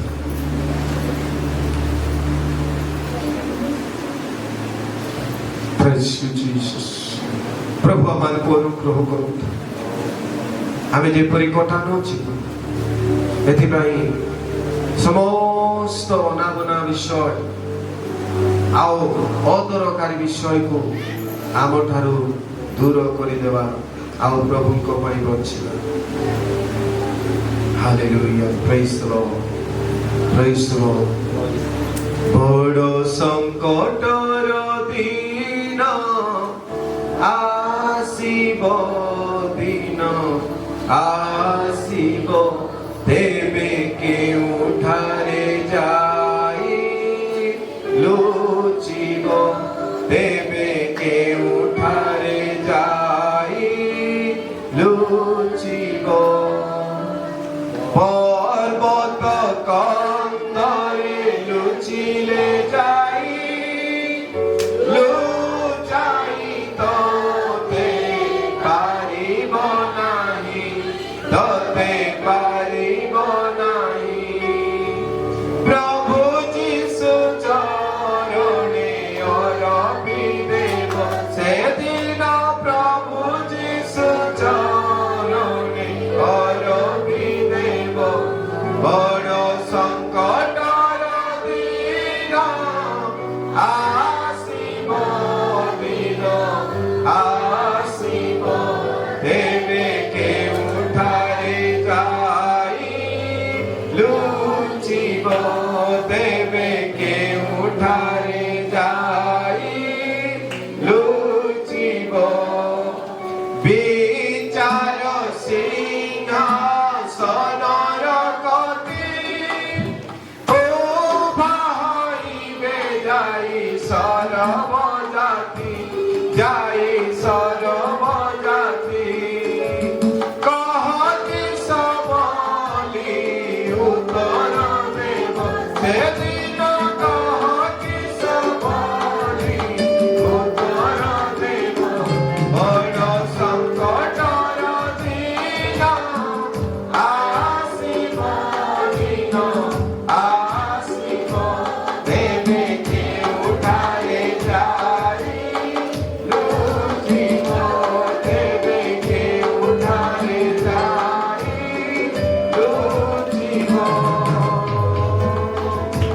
सरग मरत पाताल पुरा सबुत द्रुत अटे तांकर द्रुत अटे तांकर ଆଉ ଲୁଚିବାର ସ୍ଥାନ ନଥିବ ସେଦିନ ଆଉ ଲୁଚିବାର ସ୍ଥାନ ନଥିବ ବଡ଼ ସଂକଟର ଦିନ ଆସିବ ଦିନ ଆସିବ ତେବେ କେଉଁଠାରେ ଯାଇ ଲୁଚିବ ତେବେ କେଉଁଠାରେ ଯାଇ ଲୁଚିବ ହଁ ପ୍ରିୟ ଭାଇ ଓ ଭଉଣୀମାନେ ବିଶ୍ୱାସୀ ଗଣ ଆମମାନଙ୍କ ଠାରୁ ବିଚାର ଆରମ୍ଭ ହେବ ତେବେ ଆମେମାନେ ଆପଣା ଆପଣାକୁ ପ୍ରସ୍ତୁତ କରୁ ଆପଣା ଆପଣା ଜୀବନକୁ ତିଆର କରୁ ସମସ୍ତ ଅନାବନା ବିଷୟ କାଟି ପକାଉ ଯାହା ପ୍ରଭୁଙ୍କର ଧାର୍ମିକତା ପବିତ୍ରତାକୁ ନଷ୍ଟ କରିବାକୁ ଚାହେଁ ସେହି ସବୁ ବିଷୟକୁ ଆମ ଜୀବନରୁ ଦୂର କରୁ ତେବେ ଆମେ ପବିତ୍ର ଜୀବନ ଯାପନ କରିପାରିବା ଆଉ ପ୍ରଭୁଙ୍କର ନିକଟରେ ଯାଇପାରିବା ପ୍ରଭୁଙ୍କର ସେହି ରାଜ୍ୟରେ ପ୍ରବେଶ କରିପାରିବା କାରଣ ଯେ ଜୟ କରେ ସେ ତାଙ୍କର ରାଜ୍ୟରେ ପ୍ରବେଶ କରେ ଯେ ପାପକୁ ଅଭିଳାଷକୁ ଶାରୀରିକ କର୍ମ ସବୁକୁ ଅଭିଳାଷ ସବୁକୁ ଯେ ଜୟ କରେ ଯେ ଆପଣା ଶରୀରକୁ ପ୍ରଭୁଙ୍କ ନିମନ୍ତେ ସଜୀବ ପବିତ୍ର ସୁଗ୍ରାହ୍ୟ ବଳିରୁ ଉତ୍ସର୍ଗ କରେ ଯେ ଶରୀରକୁ ଶରୀର ଅଙ୍ଗ ପ୍ରତ୍ୟେକକୁ ଶୈତାନର ଅଧର୍ମ ରୂପ ଅସ୍ତ୍ର ଶସ୍ତ୍ର ରୂପେ ସମର୍ପଣ ନ କରେ ବରଂ ପ୍ରଭୁଙ୍କର ମହିମା ପାଇଁ ବ୍ୟବହାର କରେ ସେ ପ୍ରଭୁଙ୍କ ନିକଟରେ ପ୍ରବେଶ କରିବ ପ୍ରଭୁଙ୍କ ସହିତ ବାସ କରିବ ଏଣୁ ଆମେ ସମସ୍ତେ ଖାଲି ଖ୍ରୀଷ୍ଟିଆନ ବିଶ୍ୱାସୀ ବେଶ ଧାରଣକାରୀ ନ ହେବା ବରଂ ଆମେ ପ୍ରକୃତରେ ବିଶ୍ୱାସୀ ହେବା ଈଶ୍ୱରଙ୍କର ଇଚ୍ଛା ସାଧନକାରୀ ବିଶ୍ୱାସୀ ହେବା ପ୍ରଭୁଙ୍କର ପାଦ ଚିହ୍ନ ଦେଇ ଚାଲିବା ବିଶ୍ୱାସୀ ହେବା तेबे आमे बंचिबा अनंत जीवन पाई परिबा। प्रभु आमानकर आखिरो अश्रु जल पछी देबे। प्रभु आमानकु तांको सहित वास कराइबे और अनंत काल पर्यंत तांको सहित आमे स्वर्ग राज्य रे वास करि परिबा। प्रभु आम समस्त को अनुग्रह प्रदान कर। स्वर्गीय पिता तुमको धन्यवाद दउछु ए सुंदर समय आमानकु देलो। प्रभु एपरि अनेक अकार्य अखाद्य अकर्मण्य अनेक जहाँ अजथार्थ विषय आम जीवन रे संसार रे शरीर रे आसी थाए। प्रभु ए सब को आम ठार दूर कर दियो। जहाँ तुम्हें चाहुछ ताहा आमानकर जीवन रे हो। आम शरीर रे तुमको आम गौरव देबू। आम शरीर इच्छा अनुसार न चली तुमरी इच्छा अनुसार चलवा को बाध्य करिबू। आम शरीर को कष्ट दे बसरे रखिबू। ख्रीष्टंकर अधीनस्थ करिबू। सेहि परि आमानकु सहाय्य कर। प्रभु आमे तुम पाई बंचू तुम पाई फल फलिबू तुमरी गौरवर कारण हेबू। सेहि परि आमानकु व्यवहार कर। समस्त पाप समस्त अधर्म समस्त अभिलाष जीशुଙ୍କ नामରେ ଆମ ଠାରୁ ଦୂର ହେଇଯାଉ। ଓ ଆମେ ମାନେ ଯେପରି ବିଜୟ ଖ୍ରୀଷ୍ଟିଆନ ଜୀବନ କାଟିବୁ ସେହିପରି ଅନୁଗ୍ରହ ପ୍ରଦାନ କର। ଯୀଶୁଙ୍କ ନାମରେ ମାଗୁଛୁ ପିତା। ଆମେନ୍।